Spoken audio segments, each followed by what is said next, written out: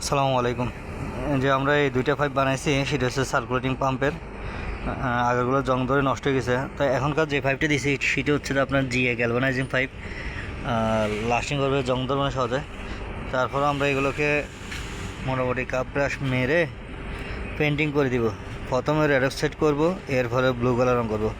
Red অক্সাইডটা মারলে হবে কি, কোয়ালিটি ভালো আসবে। এরপর হচ্ছে যে রঙটা তাড়াতাড়ি আসার কথা, সেটা রেডোসাইটের কারণে তাড়াতাড়ি আসে না।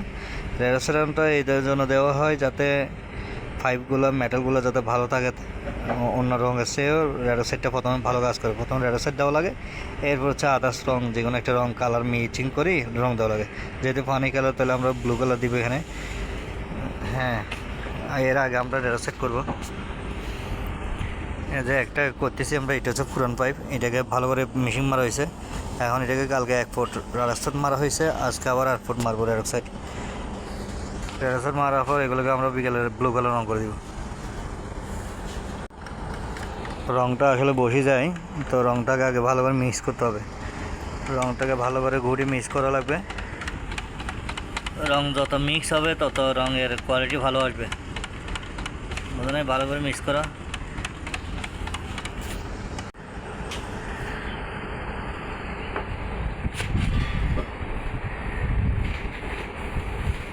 আস্তে আস্তে করে সুন্দর করে ডলা।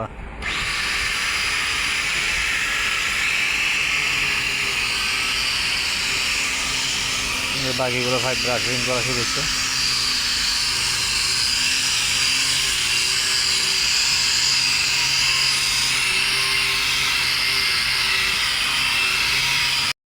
আমরা কাপ ব্রাশ মারছি, কাপ ব্রাশ মারার পর এই জিএ পাইপটা কীরকম সুন্দর হয়েছে দেখেন, চকচকায়।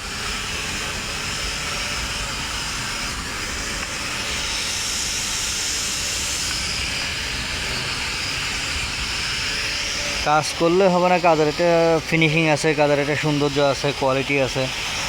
যে কোনো কাজে তো কোয়ালিটি রাখতে হবে। কোয়ালিটি ছাড়া তো আপনি কাজ করতে পারবেন না। কোয়ালিটি নেই তাহলে কী কাজ আছে?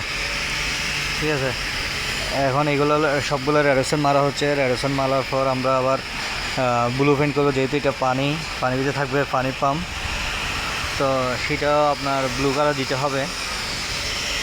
কালার মিক্স করতে হবে, তো এই জন্য। চলেন আমাদের নন নিজান বাল্বের পরিষ্কার চলতেছে, এটা একটু দেখি।